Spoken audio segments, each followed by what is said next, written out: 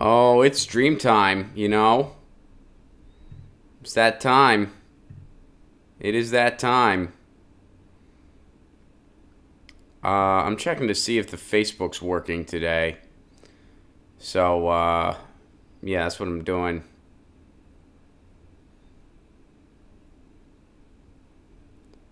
And good morning, everybody. We're a little bit early again today. How about that? Josh, what's up, buddy? Dude, it's good to see you. How are you doing? I hope you're doing well. Hope everything's going good for you. What's up, Mike S? Oi, oi, oi. Hello, Farkas. Hello, Ellie. By the way, guys, I know we're on a couple different platforms now, and one of the things I'm hoping to do here before the show officially begins is to make sure that... Oh, okay, good. All right, the Facebook is happening right now. All right, that's good. That's good. The Facebook's working. What's up, Karen? How are you? Good to see you. Obviously, the YouTube's working. And let's see. I'm going to go see if I'm over on Twitter, too.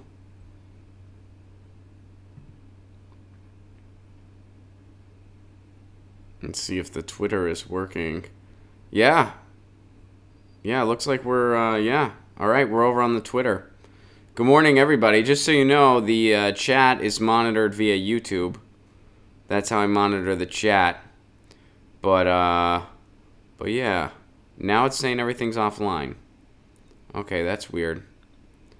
Yeah, I guess I should just close out of it. Because, yeah, we're live over on the YouTube. We're live over on the... thank you, Balthazar. I appreciate that. Everything's cool except for the Facebook part. That's the only part that's, like, kind of weird. But, yeah, alright. I'm just gonna do my thing, you know? Good morning, Ron. Can you do the impression we tortured some folks before starting? That will make my day. Hold on. You know, we tortured some folks. Just, there were a couple folks, they got tortured. And, you know, we tortured some folks. And, well, a single payer, that would have been nice if, you know, if we were just starting from scratch, but we weren't. So, we just made sure the insurance companies were happy. And, yeah. I don't know if that was great, but that's what I got.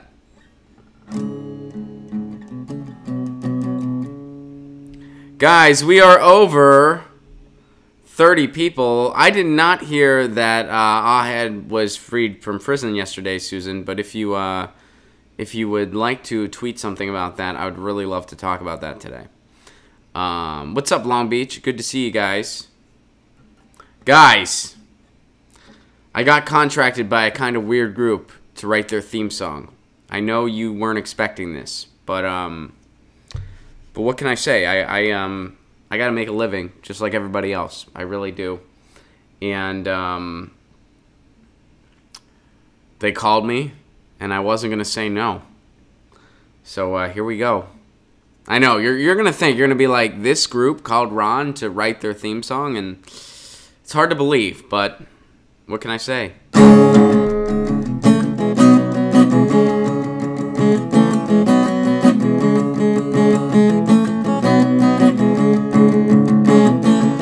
We're the Religious Liberty Task Force. The Religious Liberty Task Force. The Religious Liberty Task Force. We're the Religious Liberty Task Force, yeah.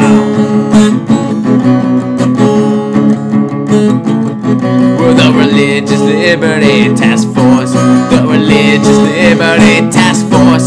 The Religious Liberty Task Force, yeah.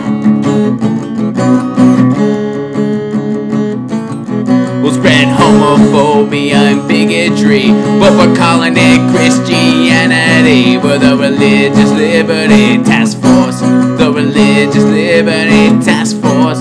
The Religious Liberty Task Force. The Religious Liberty Task Force. Archaic views we will preserve. If you're rich, we're here to serve. We're the Religious Liberty Task Force. The Religious Liberty Task Force. A new society of our own. We'll be creepier than that cult from Game of Thrones. We're the Religious Liberty Task Force. The Religious Liberty Task Force.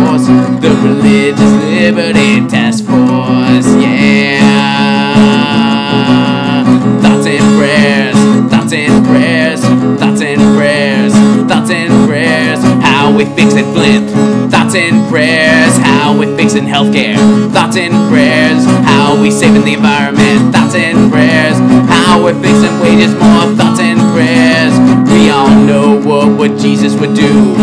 He wouldn't give a fuck about you. The Religious Liberty Task Force. The Religious Liberty Task Force.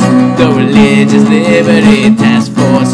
The Religious Liberty Task Force. Thoughts and prayers. Welcome to Get Your News On with Ron, the world's first viewer curating streaming news show. What does that mean? That means you guys tweet me an article and I talk about it, and that's how we build the show. You guys are the executive production team. That was the Religious Liberty Task Force theme song. Something I came up with while having my coffee this morning. And I thought you guys would think it was fun.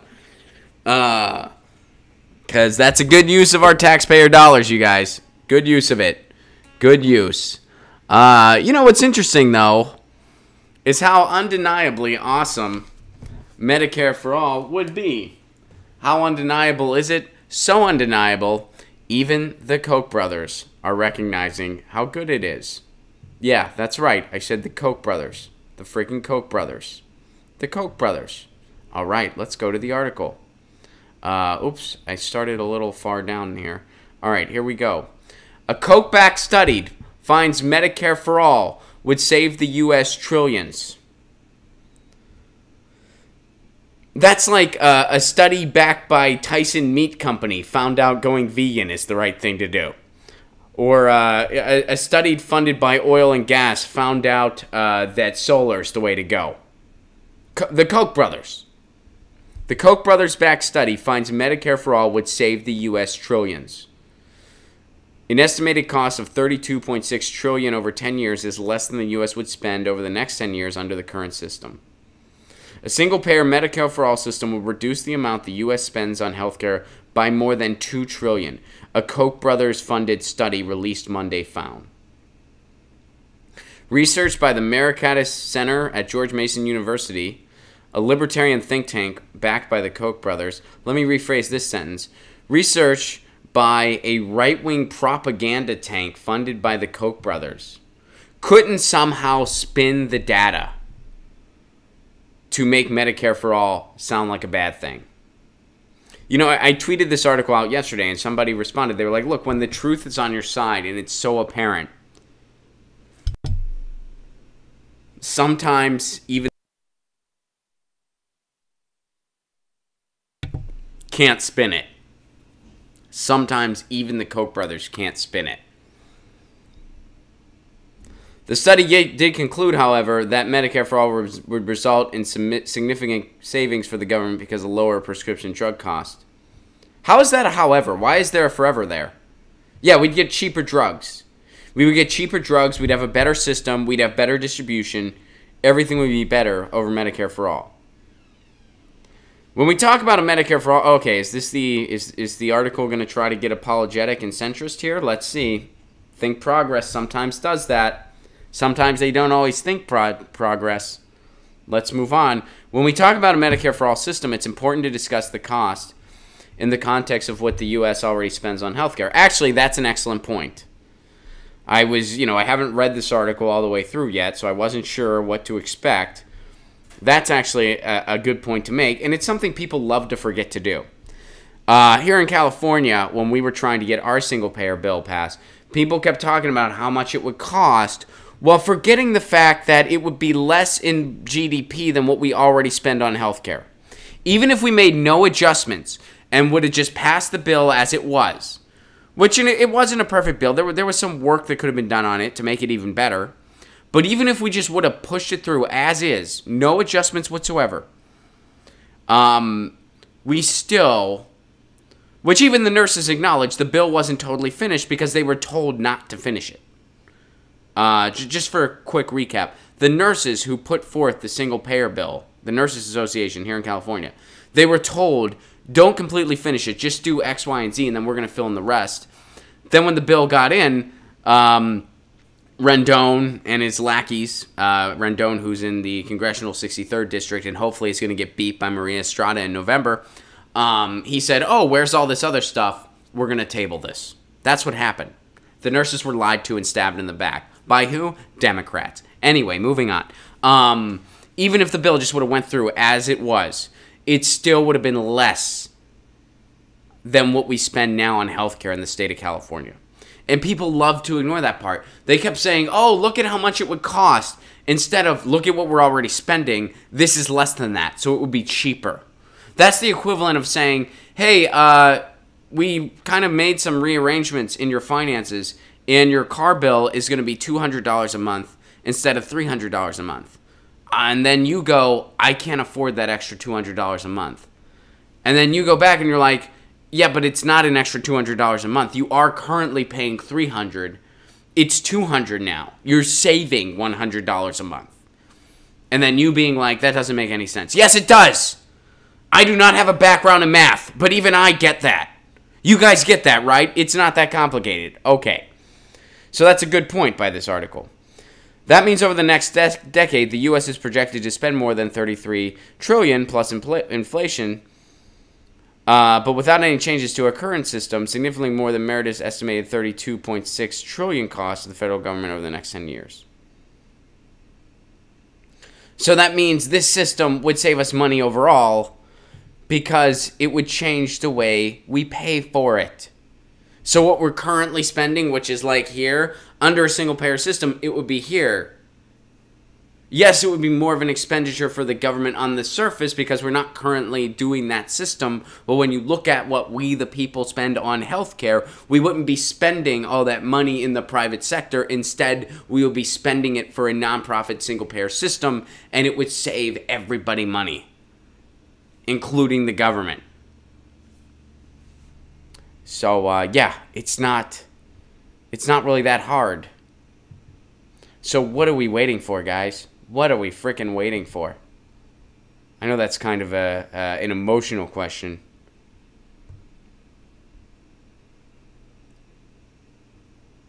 Wolfster, thank you for the Super Chat contribution. You better put that Religious Liberty Task Force song in your new album. LOL, love the show, man. Thank you very much, Wolfster. I appreciate that. And maybe, I don't know. I am going to throw some music in the album. It is going to be there. We'll see how that unfolds. I'm glad you guys like the song. Balthazar, funny, the HRC donors, the Pepsi bros, disagree. I'm not sure what that means. I don't know what Pepsi bros refers to. Is that a Pelosi thing? I don't know. I don't know what that means, Balthazar. But I do know I usually refer to the neoliberal establishment as Cuomo bros and... yeah, that DNC, I guess, I don't know. I say Cuomo bros. Better access, better donors, DNC. Papa Wrongs. I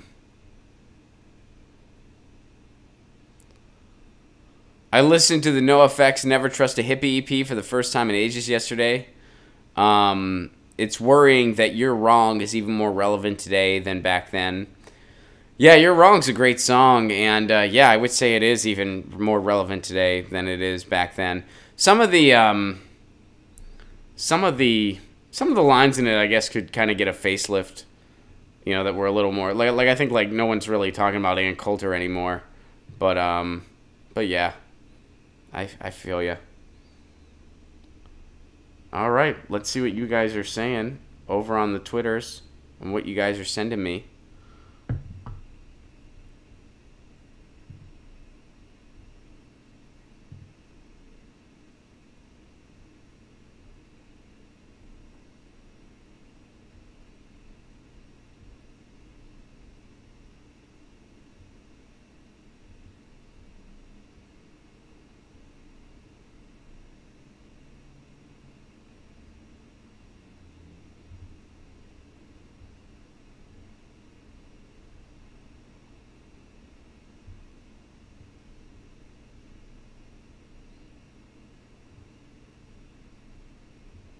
Sorry, guys. I'm trying to find the beginning of the timeline, and I'm having a hard time. I apologize that it's taken us a minute to get to the first story you guys sent. But you know me. Alright, this is from Daniel. And it looks like we got a little bit of a Music Monday hangover here, but let's see what's going on here. And that's fine with me.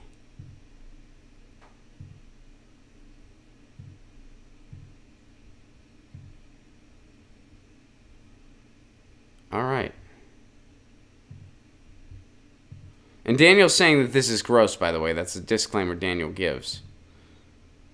Chris Cornell's Autopsy TV episode gets premiere date. I'm inclined to agree just by reading the headline. Sounds gross and totally not right. Okay, let's see what they're saying here. The Reels cable network has set an August 12th premiere date for Autopsy, The Last Hours of Chris Cornell. Earlier in the year, the show's producers were at Shepherd Bush's Hall in England, where the program recreated Soundgarden's and singers Chris Cornell's last show at the Fox Theater in Detroit. It was also revealed that British actor, is portraying the vocalist, who took his own life just a few hours after that concert. The cast also includes Andrew Shire as bassist Ben Shepherd, Patrick Hawley as drummer Matt Cameron, and Ben Shura as guitarist Tim Thile. Autopsy, The Last Hours Of is a documentary-style TV series that investigates the tragic, controversial, and sudden deaths of celebrities. The series debuted in 2014 on Channel 5 in the UK and was later broadcast in the United States by Reels. The series has done episodes on James Dean, Elizabeth Taylor, David Bowie, Lou Reed, Muhammad Ali, James Brown, Marvin Gaye, Andy Warhol, Andy Kaufman, James Gandolfini. I'm not going to read all of them. Johnny Cash. Chris was found hanged in his room at the MGM Grand Detroit Hotel in May 2017. His body was found soon after he had spoken with a slurred voice to his wife Vicky by phone. The death was ruled a suicide. But his family has questioned the medical examiner's ruling, saying that he had a prescription for Ativan and that a higher than recommended dosage may have caused him to experience suicidal thoughts. I think this is a really weird series that they're doing. Yeah, it's not as bad as I initially thought via the headline. I kind of thought via the headline that they were going to say that they were like really going to go in depth into his autopsy, like in detail, like they were going to have the actual autopsy and kind of look at the corpse and stuff like that. And I thought that sounds creepy to me. That sounds really creepy to me. The fact that they're just reenacting some things, to me, that makes it not near as bad as I initially thought when I just read the headline. But I would have no desire to watch something like this. When I'm inspired by people's work and their creative contributions, I'd rather celebrate what they contributed and how they lived and what they did while they were alive versus how they died. To me, that's just so...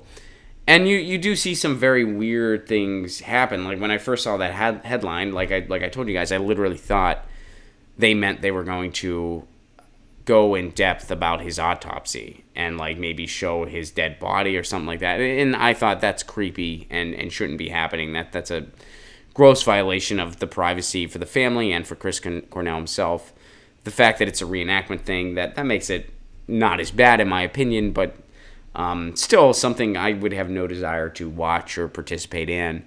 I remember when I was younger, I was a huge, well, I still am a huge Nirvana fan, but when I was, like 10 years old or whatever, they were the first band I really discovered on my own, and they just blew my freaking mind. And, Nirvana kind of served as the catalyst for helping me discover punk rock. I would see a picture of Kurt Cobain with a Black Flag t-shirt on, and I would think, who the hell's Black Flag? I gotta find out. And I would go to the record store and I would try to find Black Flag. And who's Dinosaur Jr.? I gotta find out. Who's Flipper? I gotta find out. You guys get the idea. Really, I have Nirvana to thank for almost everything I eventually evolved into, or at least most of it. But I remember I would read a lot of the books about Kurt Cobain because I was, even then, I was more fascinated by his life and how the band came to be than I was at the last couple chapters, which would be about his death. And I remember one time they published, it's published. It's not like it was one time. The book is still available to my knowledge. They published what was just called journals. And I was a little older by the time that came out. I was maybe in high school. And when I saw it, I thought that it was like tour journals. Like I thought like it was like journals, like kind of like something like Get in the Van. Which I had some exposure to Get in the Van by that point, and I freaking loved it. I still do. I still love it. I mean, I have it on audiobook on CD, and I will still, on a somewhat regular basis, if it's in my car, I will still listen to it. And for anyone that's not in the know, Get in the Van is the book by Henry Rollins where he talks about touring with Black Flag. So I thought that was what it was, except Kurt Cobain wrote it. I thought they were like tour journals that maybe he was going to, get published, but then he died, whatever. It wasn't. The Kurt Cobain Journals book is not that at all. It is literally photos, like screenshots from his actual personal journal. And it's really messed up that it was ever published. It was so disgusting that it was ever published. And I'm assuming that Courtney Love gave the okay for it because she is in charge of the estate. And that's unbelievable that she did that. And so morally repulsive that the okay was given for that. Especially since she is so... Courtney Love doesn't really let Nirvana's music go on anything, especially if it's anything that, calls, the official narrative surrounding his death into question. Meanwhile, she'll let this be published, or at least I'm assuming. I don't know who else would it have been. As far as I know, she's in charge of the estate. I have no idea why those journals ever saw the light of day. The idea of publishing somebody's personal journal and their private thoughts is so disgusting, no matter who it is. Anyway. So, I don't think this is on par with that, but, it just kind of got me off on that tangent. Let's move on to an article, because, this is from David. And then we're going to go over to the Reddit, by the way. I'm not always as good as I need to be on the Reddit. But, let's go over here to what David's talking about.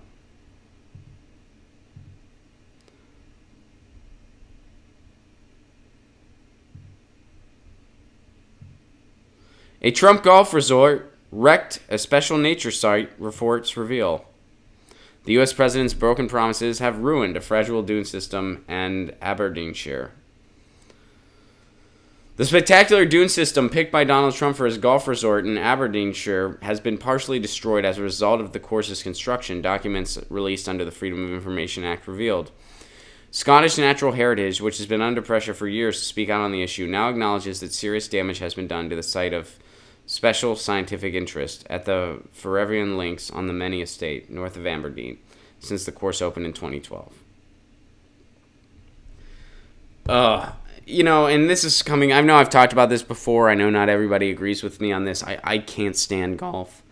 I just think it's such a classist, in many ways, racist sport. And I know not everybody that plays golf is like that. I certainly know that. I have friends that play golf. I have family members that play golf. I get it.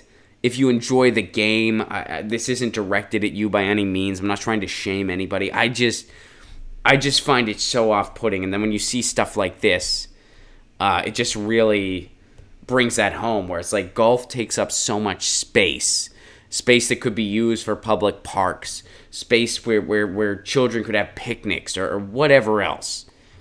And instead it's just a bunch of rich people, usually rich people, playing this game that I personally find to be a dumb game. And here in this case, this isn't a sustainable way to go about it. They're ruining lands. They're ruining lands. And by the way, Democrats and Republicans alike are getting together in a bipartisan effort. What does bipartisan mean? Bipartisan means the Republicans have an idea to screw people over, and Democrats are going to help them sell it. That's what bipartisanship means in the United States. And they have a bill to use preserved lands for oil and gas exploration. And the Democrats are going along with it. So none of our parks are safe here in the United States. And look at what Trump does in other countries, in Scotland. There's a bill out here right now to use our our public parks and public lands and preserved lands for oil and gas exploration. Nothing sacred. This could... Yellowstone, Grand Canyon, nothing sacred. We don't respect space anymore in this country. And Donald Trump doesn't do it anywhere else in the world either. He's not going to do it here. He doesn't do it anywhere else in the world. And this is just one for instance. Before all this is over, is it possible we could see a Trump golf course on a public preserved land with historical significance? Yeah, maybe. I think it's totally possible. Thank you for sharing that, David. Let me pull up the Reddit, and we'll see what's going on there, and we'll also do some more tweets.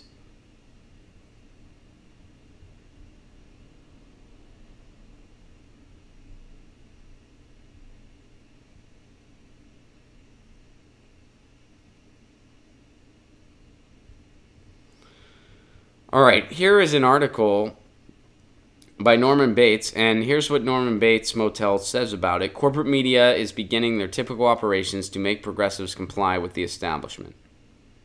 This is from our Reddit subsection. And I'll go ahead and I'll give it a tweet. I'll tweet out the link since it's coming from Reddit.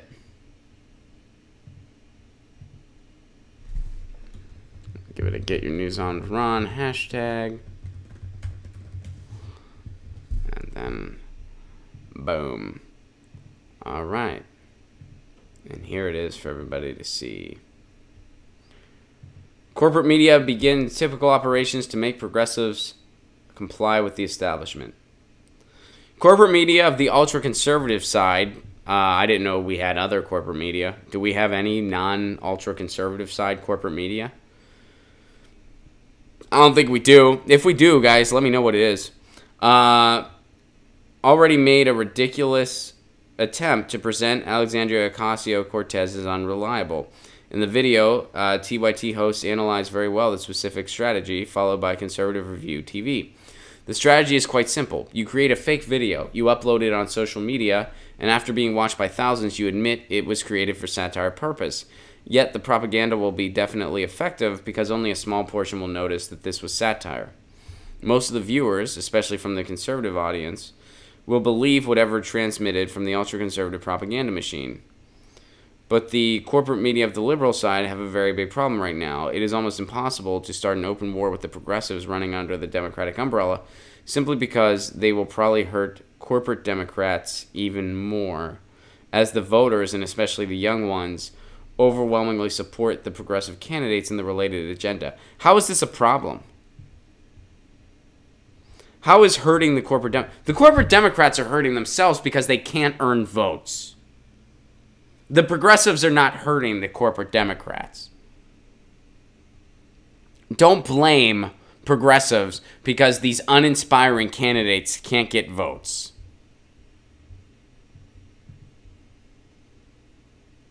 And honestly, another critique of this article, if you think the only corporate media gimmick is that they hide satire as real news, I got news for you. They hide parodies all the time. What you watch on MSNBC and CNN and Fox News is a parody of news. It's not news. It's public relations disguised as news. So the whole idea, we're going to make a satire video and not tell people until the end, that is a small drop in the bucket at best of what the corporate media does to sell the idea that progressive policies aren't attainable.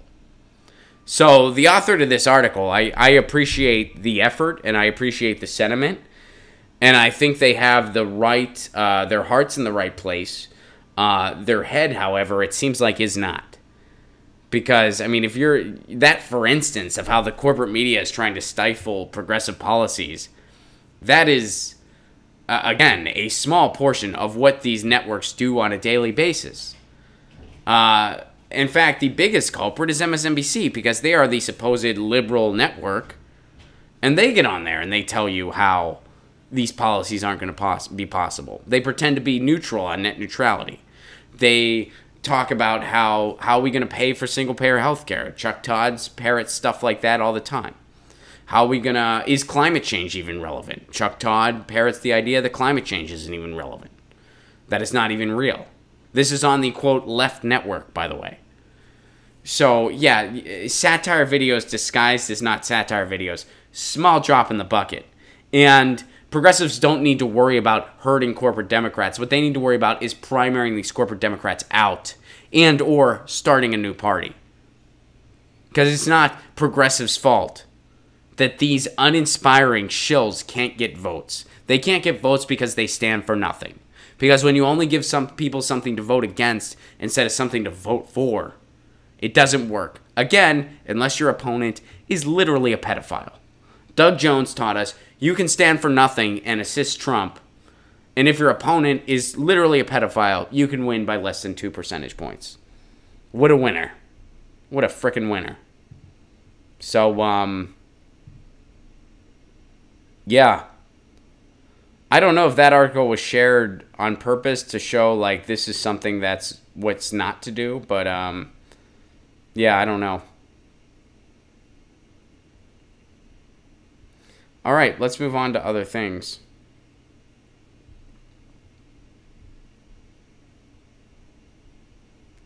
All right, Balthazar sends this, and I really wanted to talk about this, so we're going to go to it now. I'm skipping around a little bit, and I apologize for that, but I always do my best to get to everybody, and as you guys know, we never get to everybody, but I try my best. Ahad Tamimi, the Palestinian teenager who slapped the Israeli soldier, is released from jail. We have some good news. So let's look at the detail here. Oh, and I can't. Oh, good. Good. Good. I can't read it. Good. Okay. I'll just go ahead and find my own.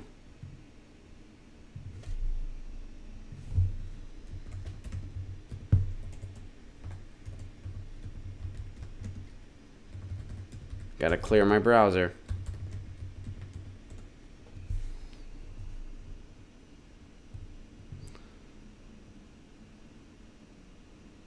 All right, we'll read what Al Jazeera is saying about it. I prefer Al Jazeera to the New York Times anyway. Palestinian teen activist Ahad Tamimi freed from jail. Tamimi was arrested after a video of her slapping and hitting 2 Israeli soldiers went viral. Palestinian, whose 8-month sentence for slapping and hitting Israeli soldiers sparked international condemnation, has been released from Israeli prison. Tamimi broke down in tears as an emotional crowd welcomed her in the village of Nabi Saleh on Sunday. She was released with her mother, Nariman, who was also sentenced to 8 months, but like her daughter, served 3 weeks short of that line with remission policy. In line with remission policy, I didn't know her mom went to jail too. I'll be honest, I was not aware of that. Addressing the crowd, Tamimi thanked activists and the media for their support during her prison stay. She was extremely happy to be in the arms and embrace of my family, but added that her happiness is not full when others are still behind Israeli bars. My happiness is not complete without my sisters, Palestinian female prisoners, who are not with me. I hope they will also be free. The 17-year-old also relayed messages delivered to her by Palestinian female political prisoners, saying that they call for national unity inside Palestine, for the people of Palestine to remain strong and united in their resistance, and for everyone to stand with the rights of political prisoners and work for their release.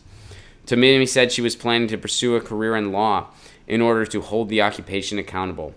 In the end, I want to say that the power is with the people, and the people will and can decide their destiny and decide the future. Women are a key part of the Palestinian struggle for freedom, and the women's role will continue to expand, not only in the struggle, but by producing new generations that can continue the struggle. We say, leave occupation. And the mom said, as a parent, I want to say we shouldn't be afraid of our children, and we should support them in whatever they choose to do. They are being killed, whether in our homes or resisting in the streets.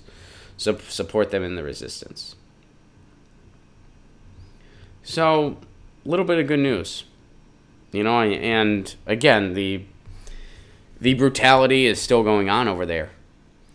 But at least in, you know, this one particular, for instance, the voices of the people were heard to an extent, and she was freed.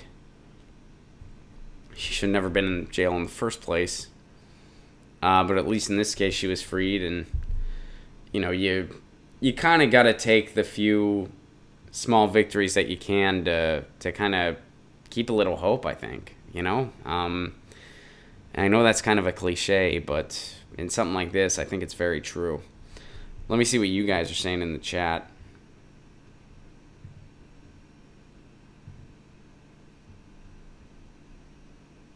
They finally let Tamimi go. Thank God. I agree. Love Tamimi.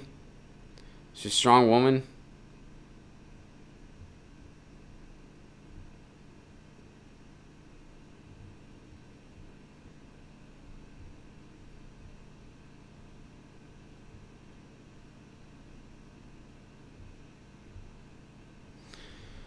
Rob, thank you for your Super Chat contribution. Congress is how it's paid for, not taxes.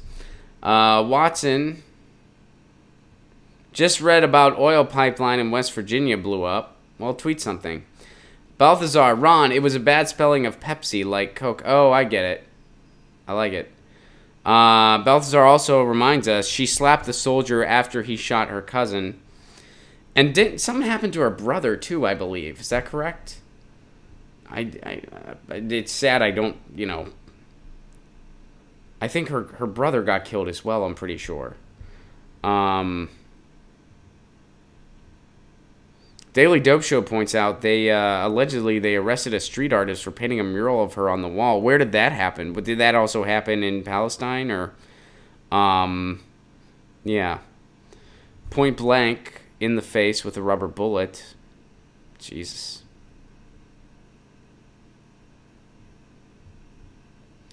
All right, cool.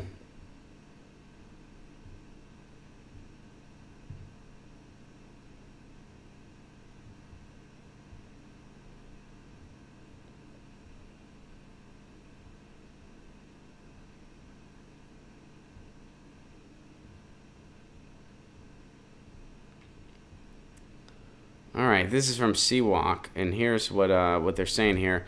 Have never and will never vote for my current congressman in California District 22, but in these strange times, there's a few things I agree with. Hashtag shadow banning. Okay, interesting. So let's see what this is all about. I'll go ahead and give this a Get Your News on with Ron retweet, and I guess maybe Nunes said something about shadow banning. This is news to me.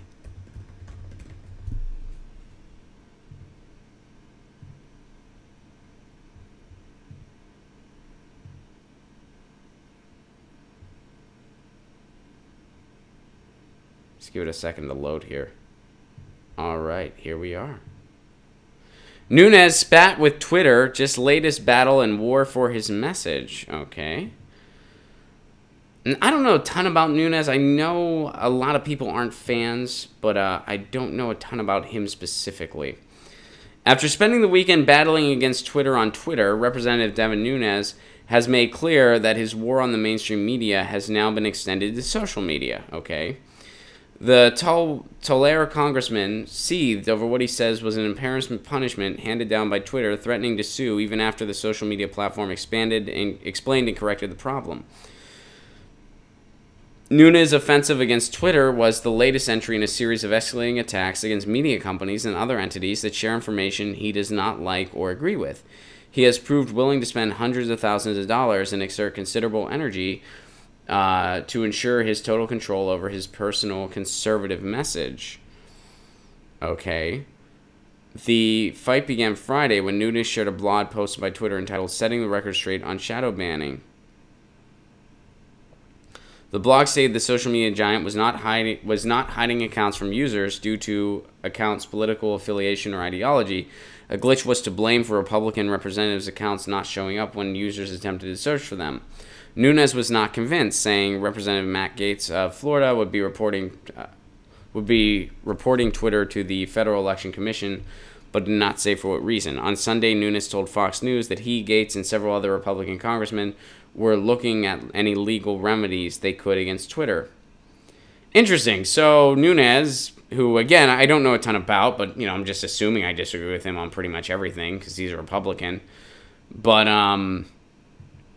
I guess he's really being outspoken on shadow banning, and as as Seawalk pointed out, that is something where we're in agreement. I don't agree in not making people's profiles searchable just because they have a point of view, even if it's a point of view I myself disagree with. I don't agree with Nunes's points of view on policies. At least I probably don't. I mean, if he's a Republican, I'm sure most of his policy points, if not all of them, I disagree with. But, yeah, you should be able to find him on Twitter. And he shouldn't be shadow banned. No one should be shadow banned. And this gets into why, and now here's where me and someone like Nunes would probably disagree. His solution would just be powerful people that can afford to do it should sue them, and then make sure they're treated right on social media. Because he's not doing this because he cares about poor people or progressive ideas or anything like that. He's doing this because he feels like he's been affected. And conservatives have been affected. That's what his deal is. But my take is, this is why Twitter and entities like it need to be designated public utilities. You need to put it in the public's hand. Because at this point, it is basically a necessary communication service for so many people. You need to just have, the federal government or whoever buy these entities out. I mean, Twitter is actually losing money, to my knowledge, so buy them out. And then make it like a public utility. You would still need to have people run and orchestrate the platform, so chances are nobody would need to lose their jobs. Mark Zuckerberg and these, Silicon Valley people at the top, they already have more money than they could possibly know what to do with anyway. Just make it a public utility. Then, you know what laws it has to abide by? The laws of the First Amendment. Those are the laws it needs to abide by. And under the First Amendment, you can't just shadow ban somebody because you disagree with their points of view. So this is why it needs to become a public utility. But interesting. I guess we have a point of agreement to some extent here via Devin Nunes. Somebody that, again, I don't pay much attention to, but probably do not agree with much, if ever.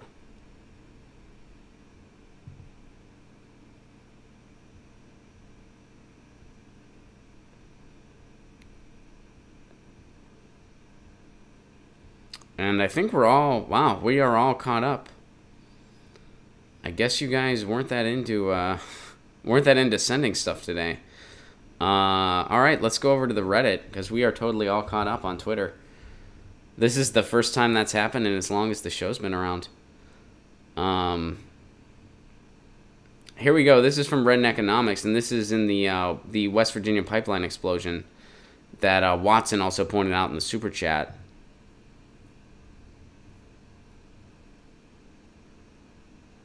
So let's see what's going on there, because this is my first time hearing about this. I know nothing about this.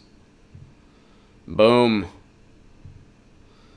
Pipeline explosion in West Virginia cited by opponents of Mountain Valley Pipeline.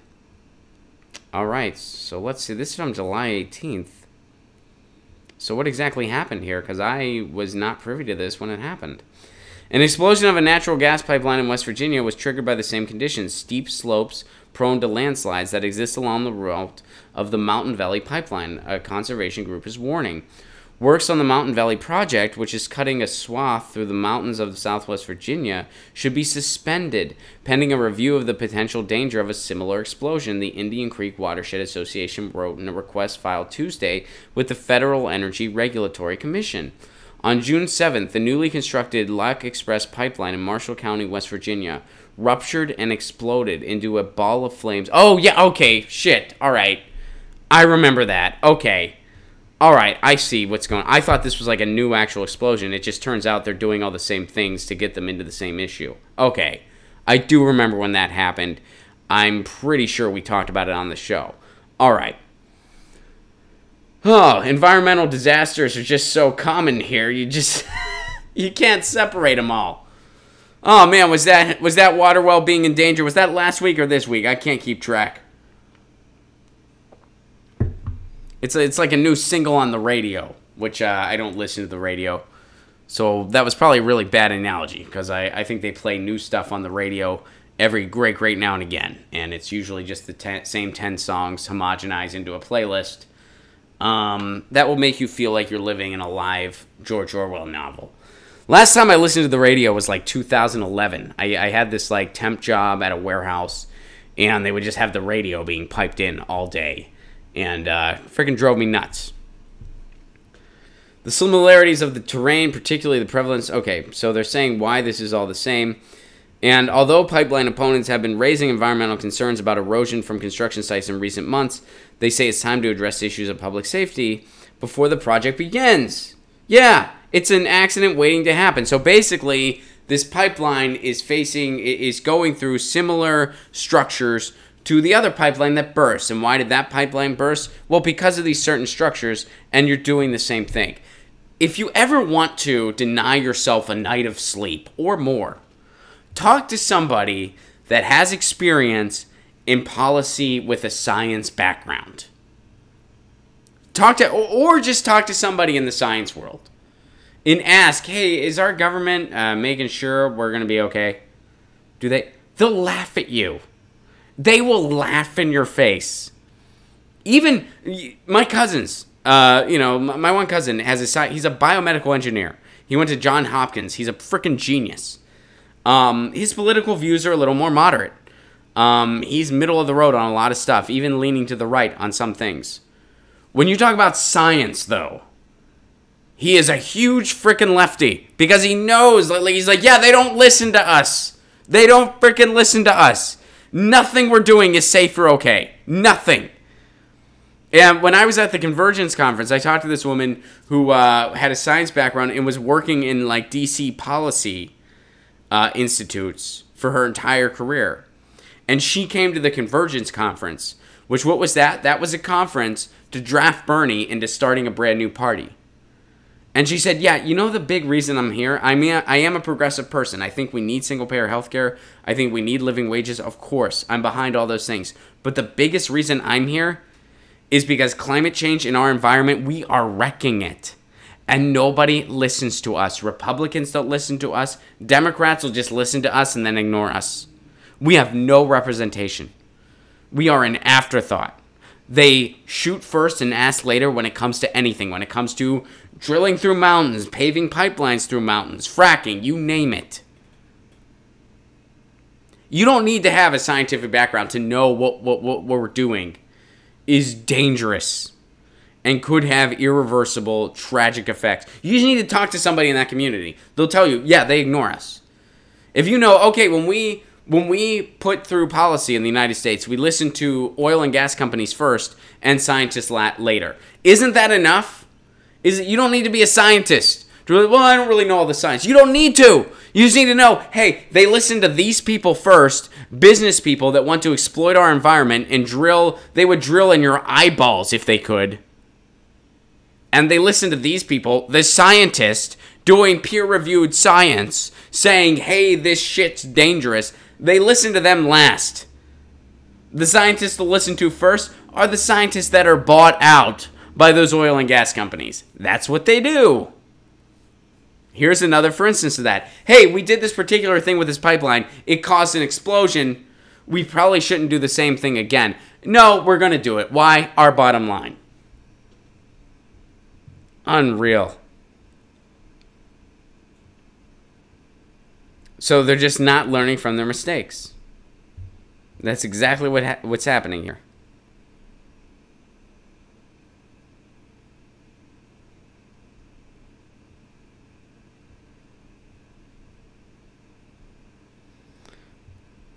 All right. Pam Ryan sends this and asks, is Israel out of control?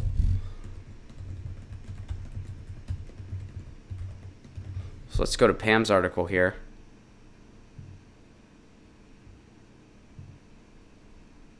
Boom. This is from Consortium News. Sorry that the margins are a little not as great here, but I think they're good enough. I'm not going to mess with them. Gaza flotilla ship Al-Wada violently seized by Israelis. USS Liberty survivor amongst those captured. You guys know me. I'm seeing this article for the first time. I'm pronouncing this stuff on the spot. Not perfect. All right. So, let's go through this. Israeli soldiers in international waters boarded the Al-Wada ship headed to Gaza to deliver relief supplies on Sundays, detaining everyone on board, including a USS Liberty survivor, after beating and tasering some passengers. Only 2 of the 22 passengers on the ship have been released, with the rest being held in given prison in Israel. So because it was trying to help people in Gaza, they did that. People on board were tasered and hit by masked IOF soldiers. We did not get our passports or belongings before we got off the boat. Do not believe reports of peaceful interception. She saw blood on the deck of the Al Ada as the last participants were being dragged off the ship. Wow. It's just brutal what's going on over there. And we're not even allowed to talk about it here in the United States. We're not allowed to talk about it. You bring up Israel-Palestine and you say, gee, you know, the side with all the power and the force, which in this case is the Israeli government, they need to, they kind of need to start stepping down a bit and start not being as brutal. And you're labeled an anti-Semite if you say something like that, which again, makes zero sense. That's the equivalent of saying, hey, I'm opposed to the war economy of the United States. Well, you're anti-American. Really? I'm not anti-American. I'm opposed to that. Other people around the world that are opposed to our military exploitation, they're not anti-American either. They're just people that are paying attention. That's what they are. People that are paying attention. Yeah, I mean, it's the equivalent of, you know, let's say you walk by, let's say you're a teacher or something, and you walk by and two kids are fighting, and one kid is way bigger than the other kid, and he's holding the smaller kid's head underwater, and the kid's struggling to frickin' breathe. And you say, hey guys, stop that right now. And the other kid goes, hey, it's complicated, you don't get it. Do you go, okay, you're right, it's complicated, and walk away? Or do you go, you know what, we'll sort out whatever needs to be sorted out later. First, let this kid's head out of the water. Do that first. You're drowning this kid. You need to let him up first. Then we can, you stand over there, and we'll figure out how to fix whatever conflict you guys are having. But first, you got, I mean, isn't it the same thing here? I mean, whenever people say, hey, it's complicated. Okay, fine, I'll give you that. I'll concede there. It's complicated, fine. But doesn't the side with all the force and the power doing the most oppression, don't they need to ease up first to start solving whatever other issues need to be solved? How is that complicated? I don't get it. How is that complicated? I mean, it's the same thing. Hey, it's complicated. Oh, okay, proceed. Proceed with what you're doing. Keep that kid's head underwater. I mean, I just don't get how the side with all the power needs to ease up first. How is that? And again, there are peace activist groups in Israel that agree with that. They are Israeli citizens too. So when you're against the brutal tactics of the Israeli government, you are not anti-Israel. You're anti what the government's doing. Those are apples and oranges by a lot. So all the peace activists in Israel, are they anti-Israeli too? Are they anti-Semitic too? It's unbelievable how we can't even have a real conversation about this. Except for on shows like this. Like, it's unreal. Independent media shows are the only places.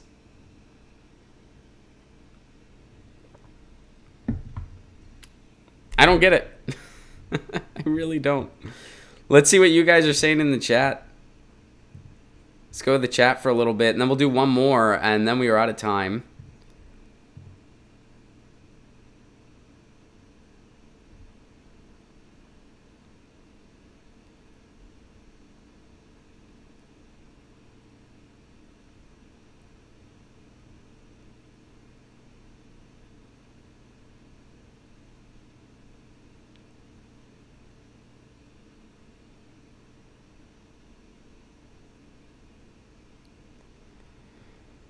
Killing is okay. Government said so.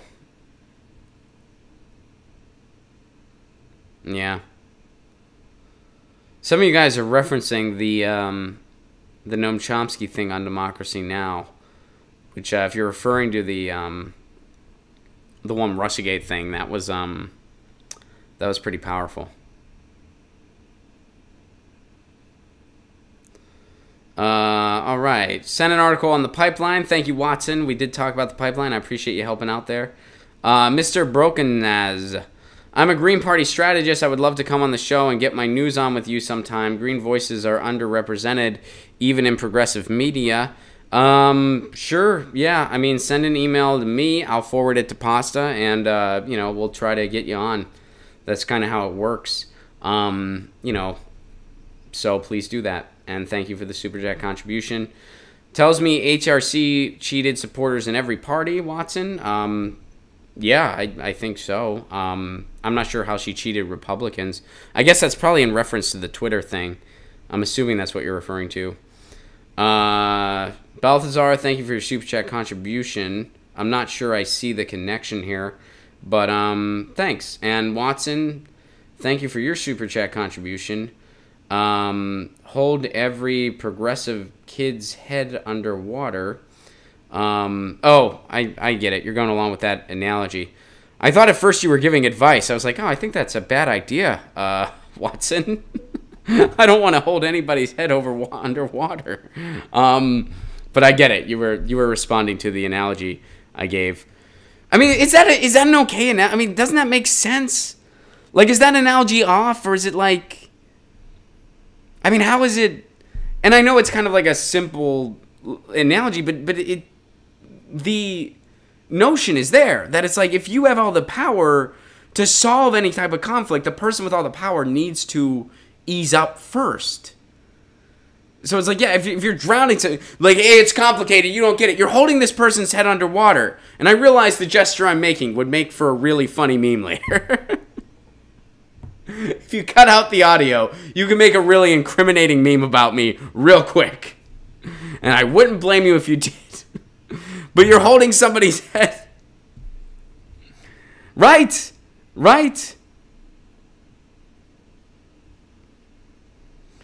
So, yeah. Thank you for sharing that article, Pam. All right, we got time for one more. And Marcus sent me this. I think this might be a thread. All right, so let's check this out.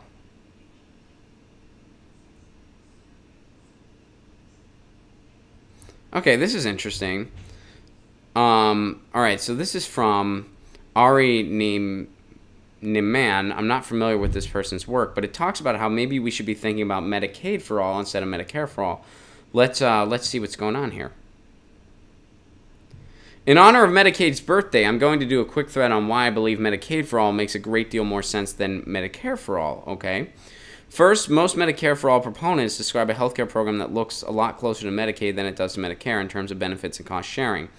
This Vox Beast from Single Payer Tomorrow and Middleman says Medicare for all should mean zero cost sharing. Medicare doesn't work that way, but Medicaid does. Medicare comes with significant premiums and cost sharing. The only Medicare enrollees who do get zero cost sharing are those that are also enrolled in, you guessed it, Medicaid. Advocates for Medicare for all stress the importance of a publicly operated program. Again, Medicare doesn't actually work that way. 1/3 of Medicare beneficiaries are in privately operated Medicare Advantage plans. Okay. Within the remaining 2/3, private health plans are still used. Medicaid has also witnessed a significant shift to managed care, health plans managing Medicaid benefits, but a minority are receiving fully publicly managed services. More importantly, Medicaid also has more comprehensive benefits package than Medicare. Existing Medicare beneficiaries who need long-term care services usually rely on qualifying for Medicaid too. Third, Medicaid already has lower provider reimbursement rates than Medicare, so expanding the number of people on Medicaid would realize greater cost savings.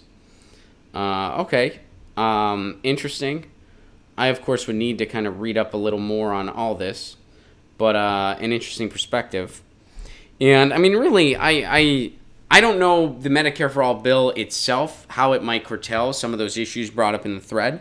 It might not. You know, I'm not fluent in all the verbiage of the bill itself. All I know is that a single-payer system via Medicare for All or Medicaid for All, however we unroll it, would drastically help our healthcare system in this country. Not only from an accessibility standpoint, because it would lead to more access to medical facilities, because it wouldn't have the for-profit model holding it down. It would also lead to cost savings all across the board. Who acknowledge that? Even the Koch brothers acknowledge. Even the Koch brothers acknowledge that Medicare for All or something similar to it would lead to a great deal of savings in this country. And everybody would have health care. Even if it wasn't cost effective, which it is, it still leads to everybody having health care, as opposed to 30 million left uninsured. So not only is it cheaper, more cost effective, and better, it It would lead to everybody having health insurance. It wouldn't lead to people going into bankruptcy over a broken arm. It wouldn't lead to people dying because they can't afford the ambulance ride. We wouldn't do all that. We would have the type of healthcare the rest of the industrialized world takes for granted. We'd have that in the richest country the world has ever seen. So, yeah, I mean, I'm all about like trying to work out the details the best we can. And, we got to work out all the semantics and details to do this the best way possible. And, I'm certainly still open to different perspectives and what have you, as long as it's, a single-payer model. So yeah, interesting perspective. Or not necessarily a perspective that's, contrary by any means. It's just saying, hey, maybe Medicaid for all is a better approach. And, we'll see the ins and outs of the bills as it gets closer to a reality, which right now, unfortunately, is pretty far from a reality. Thank you for sharing that. We are totally out of time. Let me go to the chat and see what kind of what you guys are saying.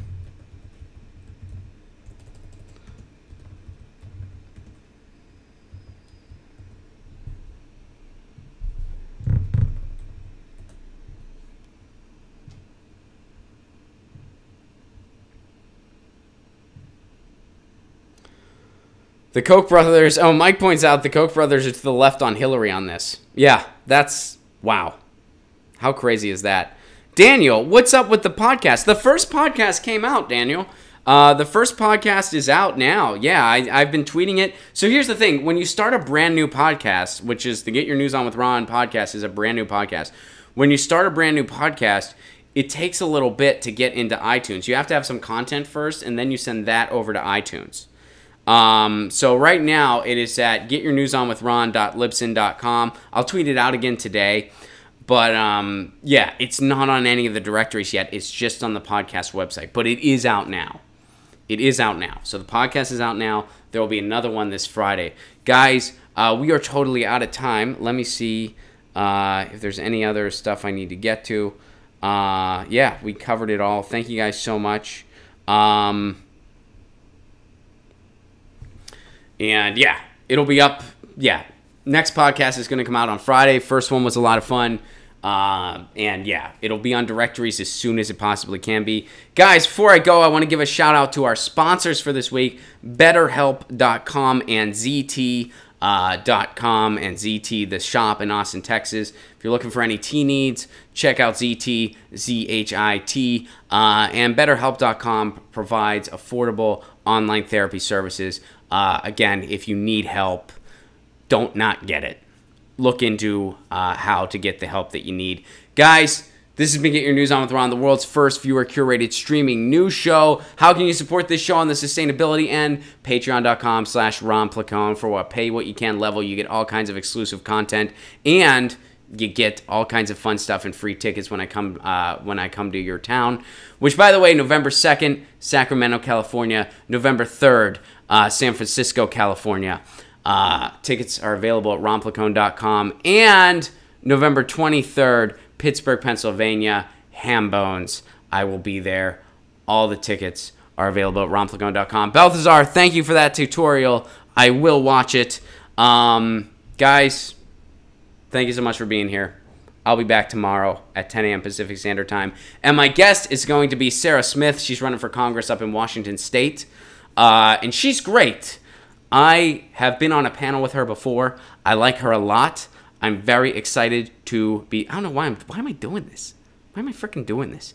Anyway, I'm excited about tomorrow's guest. Sorry for making it weird. Why am I freaking...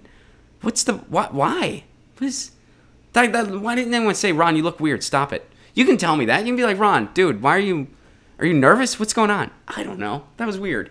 I love you all very much. Sarah Smith will be here tomorrow, 10 a.m. Pacific Standard Time. This has been Get Your News On with Ron, the world's first viewer-curated... What's with my hands today?